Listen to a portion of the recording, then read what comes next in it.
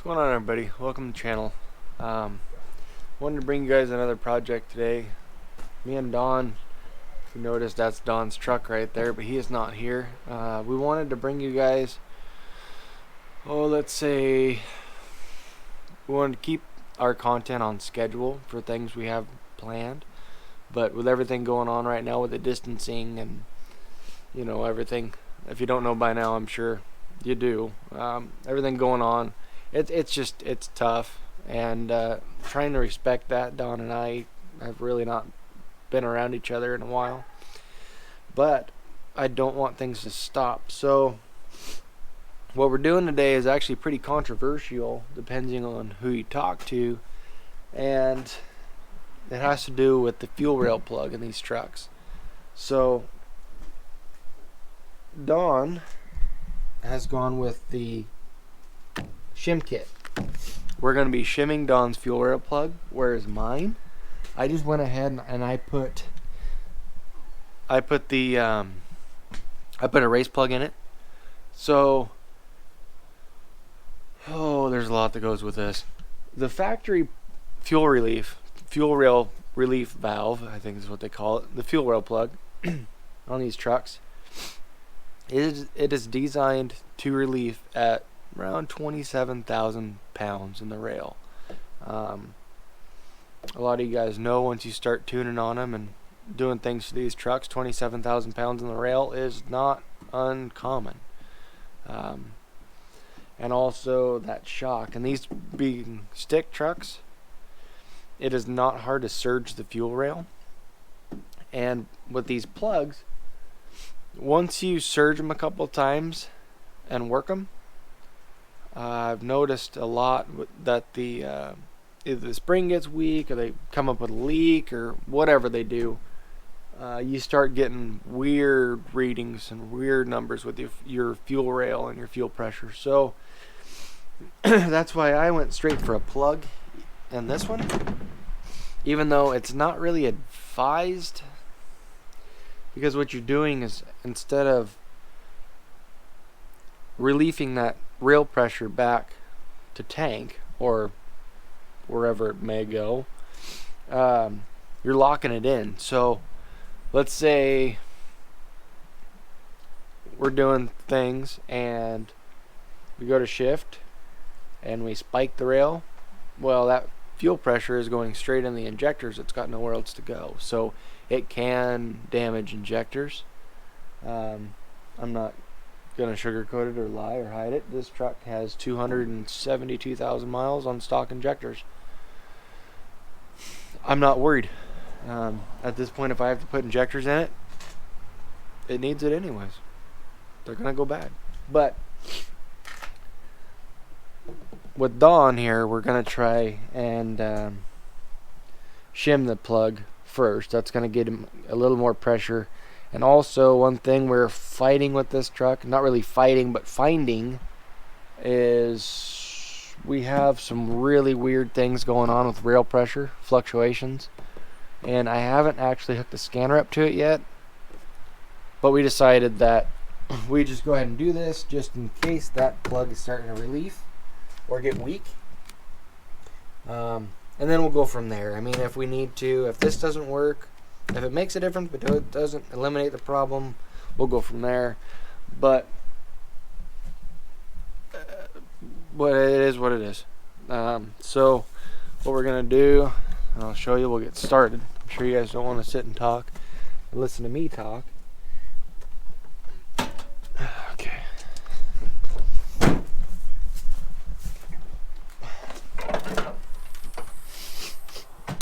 So we'll get started with what we need to do. And the rail, let's see, can you see that? Hopefully you guys can see that it's right on the end of the fuel rail.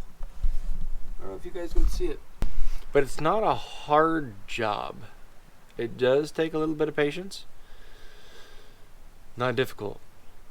So first thing I want to do, just dive right into it, is we want to actually unbolt the horn, which I don't really like what I see. Someone's already had it and they siliconed it on. So Hopefully the wind noise isn't too bad. I'm not going to sugarcoat this one bit. Usually I wouldn't be afraid to take the horn off. And you take the horn off and you slide it over the side, and you can get to the plug real easy and real nice. But I noticed some silicone. I don't like that. For the sake of, well, who am I kidding? We're gonna get you back into this thing anyways to fix that, change the gaskets and clean all that silicone out, because you don't want that stuff in there. I'm gonna see if I can do this without moving the horn. If I can get the plug out, we're golden, but I don't think I can. So, what you need in this case is an 18mm wrench. I'm gonna put that on our plug. This isn't going to work at all. Okay, 1/4" ratchet should be all you need. A 10mm socket. And we'll start peeling the bolts out for the horn.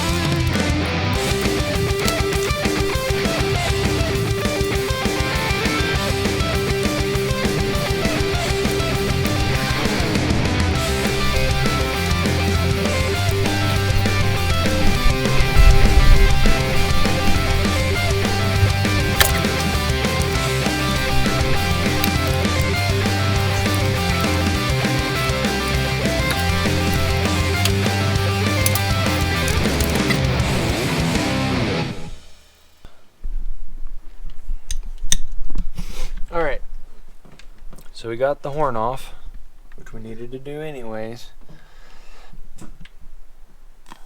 But let me give you my 2 cents on this, because I don't like what I see here.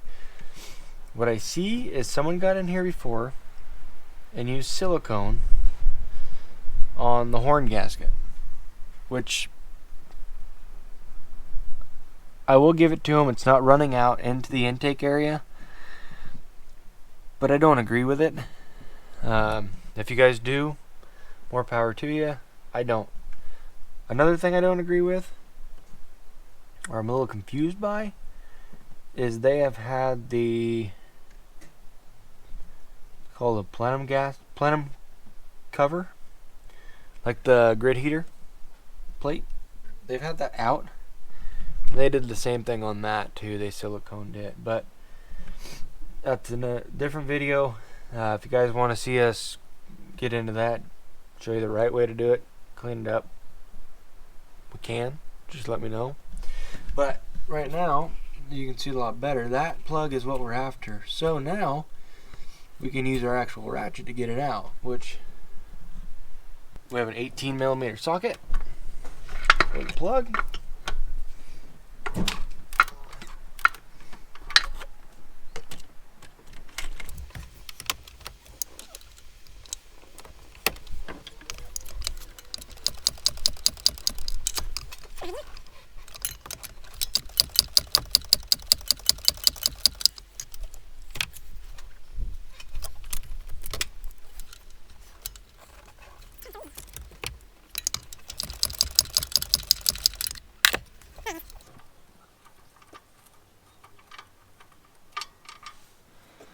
There we have it. Fuel rail relief valve. So I want to show you guys the kit. This is PPE's fuel rail relief valve shim kit.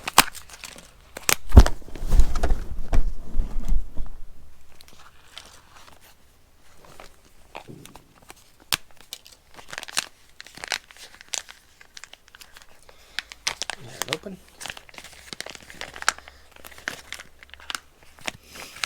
You get a nut,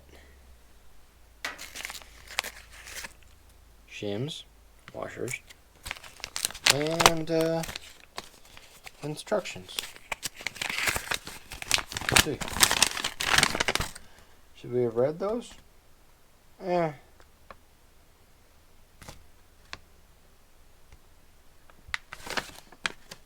that is what it is. I don't need them. So the main thing you're going to do is you're going to take your plug, thread their supplied nut onto the plug,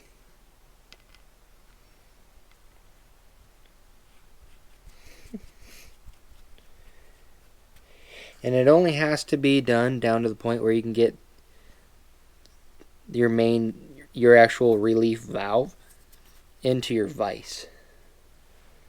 So what I'm going to do, I'm actually going to use a rag and just clamp the valve.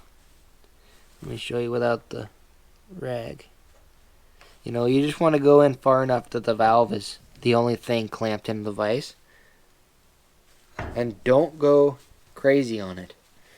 It's a big no-no. Break it.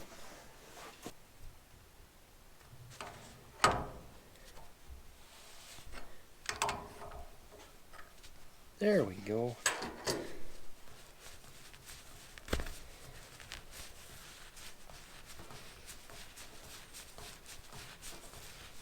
Maybe. Yeah.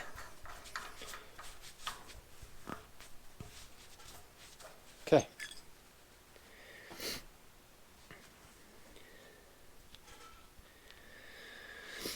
Alright. So we have it apart. Valve.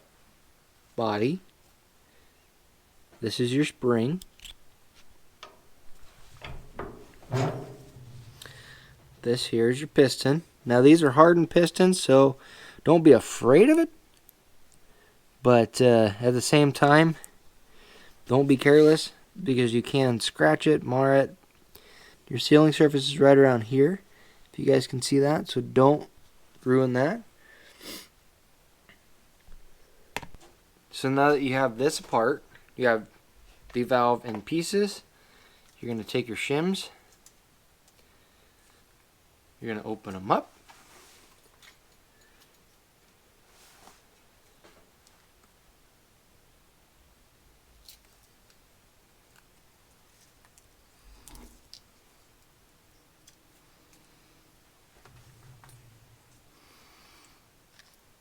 So we're going to go with all three. There's 3 in here. Call them shims. They're 20,000s. Anyway, just put them in there. Set them flat.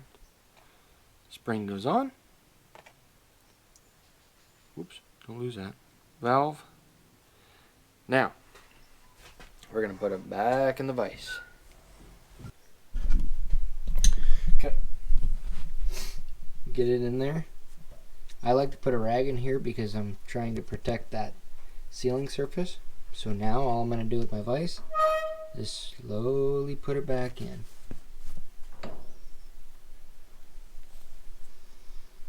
And then once we get to that point there, so I don't have 3 hands, so I can't show you this part. I don't have a good way of putting you guys down. But I'm just going to take a punch. I'm going to go back in and tap in the tangs that hold this together so it stays together. And to there.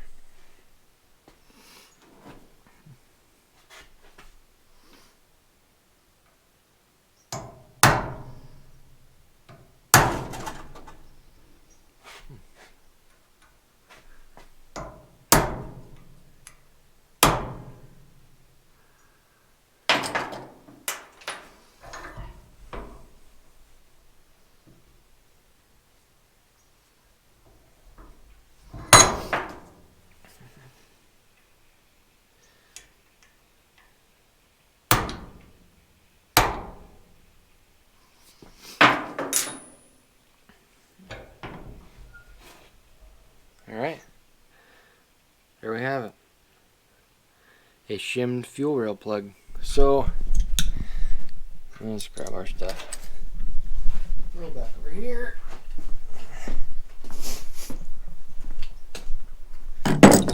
Down. So now that we have our fuel rail plug,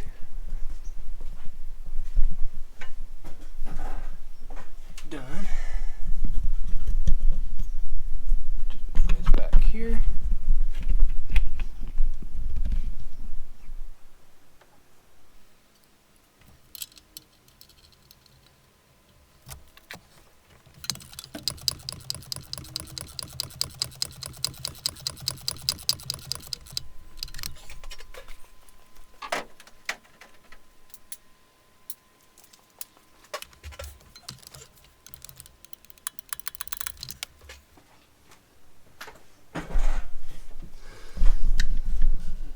Alright, so we got the plug back in the rail.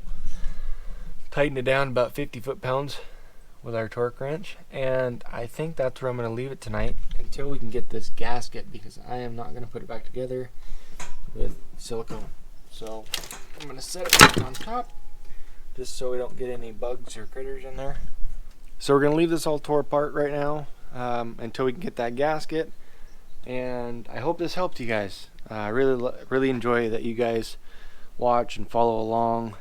I'm hoping you're enjoying the content. We have a lot planned for this truck coming up soon, fuel system related stuff, and we'll get into that next time, so make sure you're subscribed for that. It's just difficult, you know, with this not having Don here to help with his own project. Hopefully things go back to normal soon and we can just bring you guys good content together. I know he wanted to help with this, but he understands at the same time we don't want to take any risks. So I want to leave you guys with that, and have a good night. Stay safe.